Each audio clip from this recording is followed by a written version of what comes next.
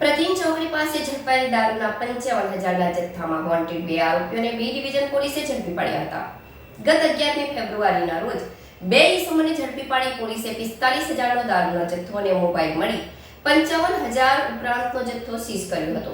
હજી એક આરોપી વોન્ટેડ છે.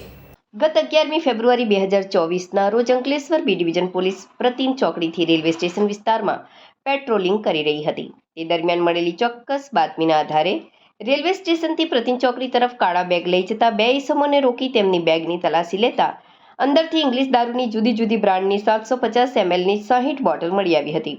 પોલીસે કુલ 45,060 રૂપિયાનો દારૂનો જથ્થો તેમજ અંગે ઝડતીમાંથી મળી આવેલ 2 મોબાઈલ કિંમત ₹10,000 મળી કુલ 55,060 રૂપિયાનો મુદ્દામાલનો જથ્થો જપ્ત કર્યો હતો. માંડવી સુરતના પ્રહલાદ કલવાનિયા અને મોહિત ચૌધરીને પોલીસે ઝડપી પાડ્યા હતા, જ્યારે સુરત કિમ ચોકડીના પ્રમોદ જાટને વોન્ટેડ જાહેર કર્યો હતો.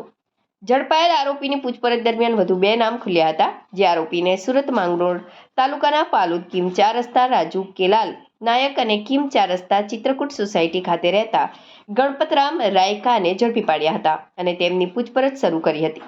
જ્યારે હજુ આ ગુનામાં પ્રમોદ જાટ નામનો ઈસમ વોન્ટેડ હોવાથી પોલીસે તેને ઝડપી પાડવા માટેની કવાયત શરૂ કરી હતી.